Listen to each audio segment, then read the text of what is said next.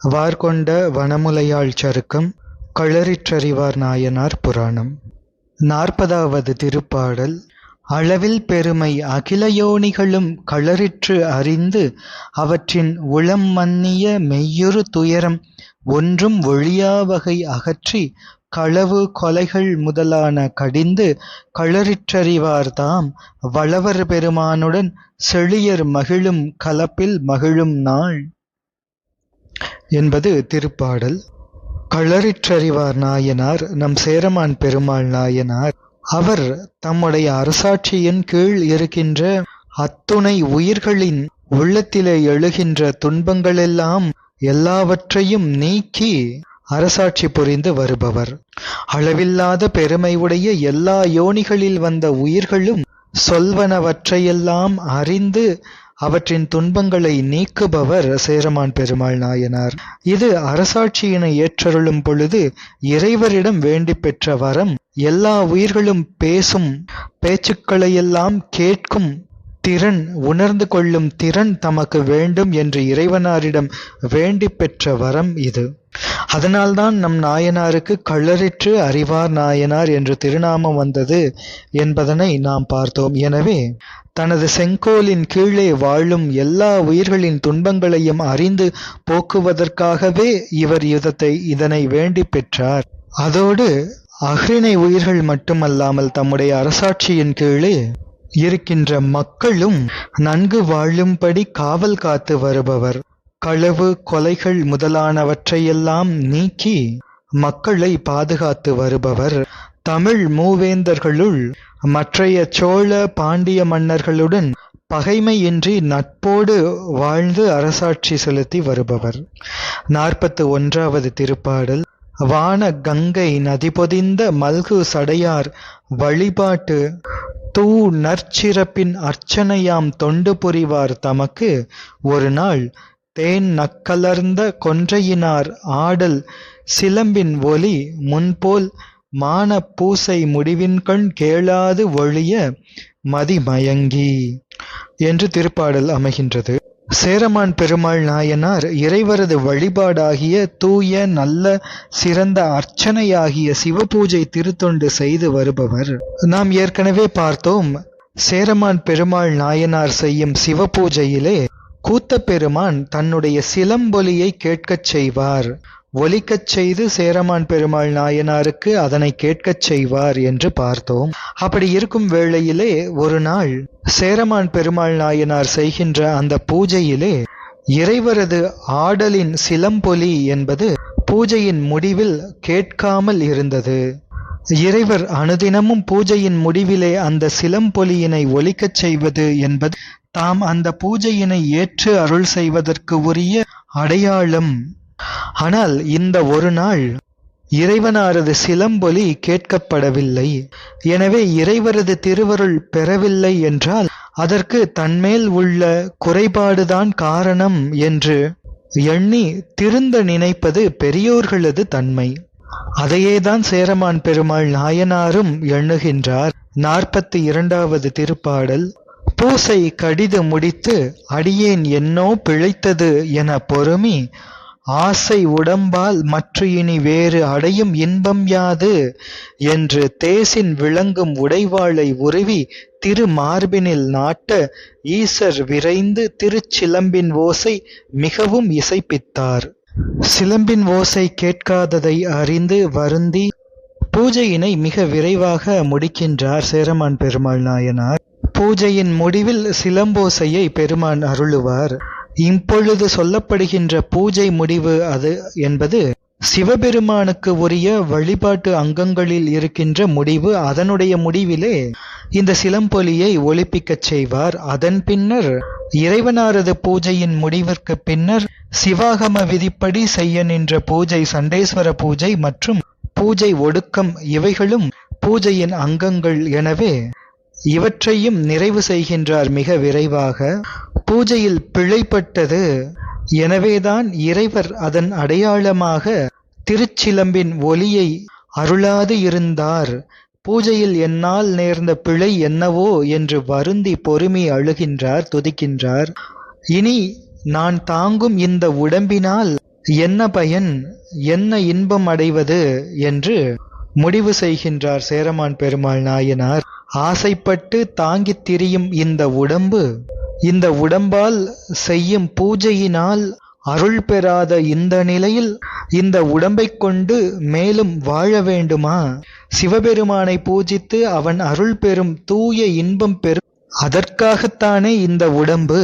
அப்படி சிவபெருமானை பூஜிக்கின்ற பூஜை சரியாக அமைய முடியவில்லை இந்த உடம்பினால் என்றால் இனிமேல் இந்த உடம்பு எதற்கு? ஊனடைந்த உடம்பின் பிறவியே தானடைந்த உறுதியைச் சாருமால் என்பதற்கு ஏற்றவாறு.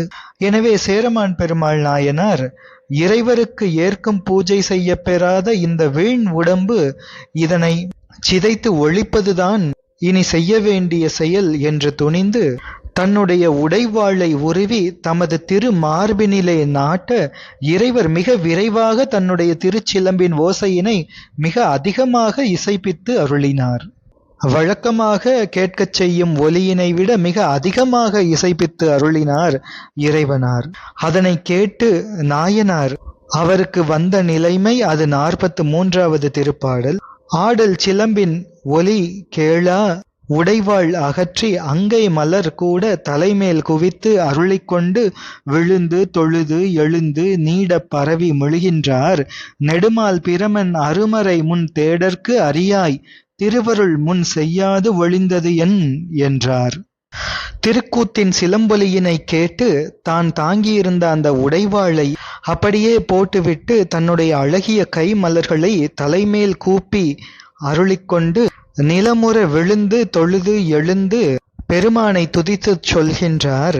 நெடிய விஷ்ணுவும் பிரம்மதேவனும் அரிய வேதங்களும் முன்னே தேடுவதற்கு அரியவரே, முன்பு திருவருள் செய்யாது இருந்ததன் காரணமென்ன என்று வினவுகின்றார். நீ அறிவித்தாலன்றி உயிர்கள் அறியாது, எனவே நீயே அறிவித்து அருள வேண்டும் என்று இறைவனாரிடம் அந்த சிலம்பொலி முன்பு ஒலிக்காமைக்கு காரணம் கேட்கின்றார். ஏனென்றால் தமது பிழையினை அறிந்து அதனை நீக்கிக் கொள்ள வேண்டும் என்று காரணம் கேட்கின்றார். 44வது திருப்பாடல். என்ற பொழுதில் இறைவர் தாம் எதிர்நின்று அருளாது எழும் ஒலியால் மன்றினிடை நம் கூத்தாடல் வந்து வணங்கி வன்தொண்டன் ஒன்றும் உணர்வால் நம்மை போற்றி உரைசேர் பதிகம் பாடுதலால் நின்று கேட்டுவர தாழ்த்தோம் என்றார். அவரை நினைப்பிப்பார். சேரமான் பெருமாள் நாயனார் முன்பு கேட்டார். அதற்கு இறைவனார் அசரீரியாக திருவாக்கு அருளுகின்றார். திரு அம்பலத்தில் நமது ஆனந்த கூத்தாடலை வன்தொண்டன் வந்து வணங்கி ஒன்றித்த உணர்வினாலே நம்மை துதித்து உரை சேரும் பதிகத்தினை பாடுதலினால் அதனை நின்று கேட்டபடியினால் இங்கு வர தாமதித்தோம் என்று இறைவனார் அருளுகின்றார். இதன் மூலம் சுந்தரமூர்த்தி சுவாமிகளை சேரமான் பெருமாள் நாயனாரிடம் நினைவூட்டுமாறு அருளுகின்றார் பெருமான். மன்று என்பது தில்லை திருச்சிற்றம்பலம், எங்கும் சிதம்பரம் என்றாலும் சிறப்பு வகையால் மன்று என்பது தில்லை அம்பலத்தையே குறிக்கும். சுந்தரமூர்த்தி சுவாமிகள் யோக நிலையில் எப்பொழுதும் எவ்விடத்தும் இடைவிடாது அகத்தினுள்ளே கண்டு கும்பிட்டிருக்கும் பண்பு உடையவர் ஆவார். அவர் இந்த அண்ட நிலையில் பல பதிகளையும் சென்று கும்பிட்டு தில்லை எனும் பதியில் வந்து உணர்ந்து துதித்து திருப்பதிகத்தினை பாடுகின்றார் சுந்தரமூர்த்தி சுவாமிகள். அவரை வன்தொண்டன் என்று இறைவனார் இத்திருப்பாடலிலே குறிப்பிடுகின்றார். தாமே வலிந்து தடுத்து ஆட்கொண்ட வரலாறு அது நம் எல்லோருக்கும் தெரிந்த வரலாறுதான். அப்படிப்பட்ட சுந்தரமூர்த்தி சுவாமிகள் ஒன்றுபட்ட உணர்வுடன் ஒன்றும் உணர்வுடன் பிரிப்பு இன்றி அத்துவிதமாக கலந்த அந்த நினைவில் அந்த நிலையில் உரைசேர் பதிகம் பாடுகின்றார்.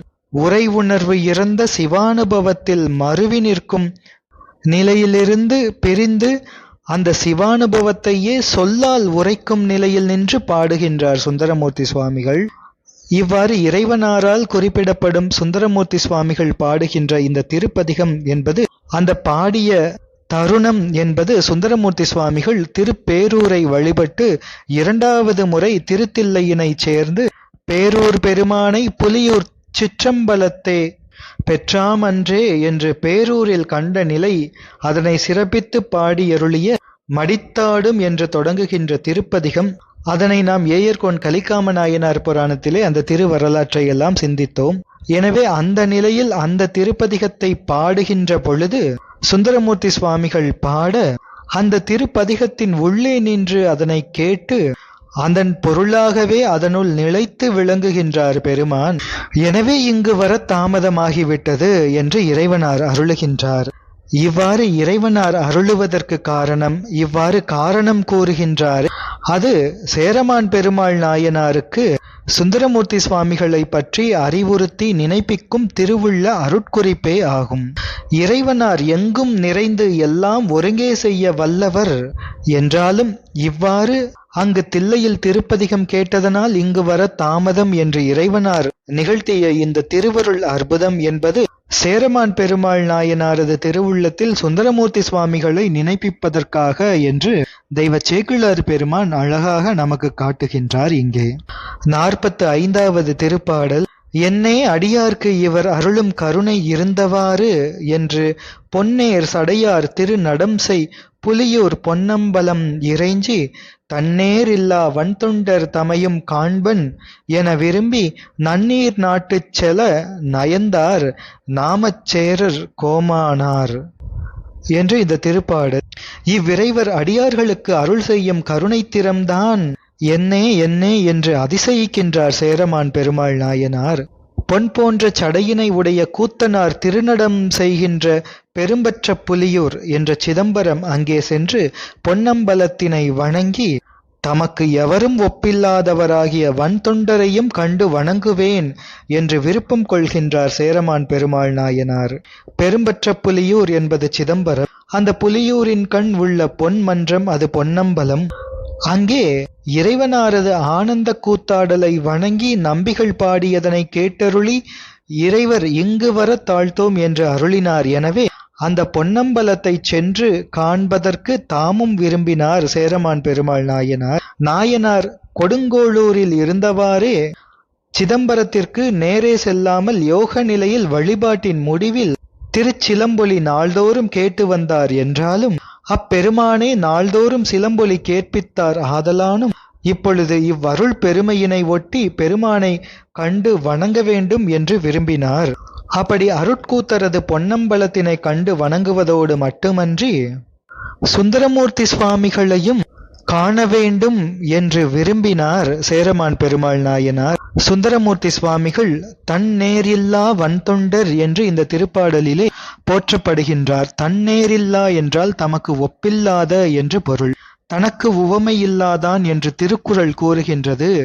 இறைவர் அவரைப் போலவே அவரால் ஆட்கொள்ளப்பட்ட தோழராகிய சுந்தரமூர்த்தி சுவாமிகளும் ஆவார், ஒப்பற்றவர் ஆவார். இறைவர் ஒப்பற்றவர், அதுபோலவே இறைவரால் ஆட்கொள்ளப்பட்ட சுந்தரமூர்த்தி சுவாமிகளும் ஒப்பற்றவர் ஆவார். அவருடைய திருப்பதிகத்தினை கேட்டதனால் இங்கு வர தாமதித்தோம் என்று சொல்லுமாறு இறைவனை செய்ய வல்ல பெருமை உடையவர் சுந்தரமூர்த்தி சுவாமிகள். எனவே அவரையும் கண்டு வணங்க வேண்டும் என்று நன்னீர் நாடாகிய சோழ நாட்டிற்கு செல்ல வேண்டும் என்று திருவுள்ளம் கொண்டார் சேரமான் பெருமாள் நாயனார். தொடர்ந்து சிந்திப்போம். திருச்சிற்றம்பலம்.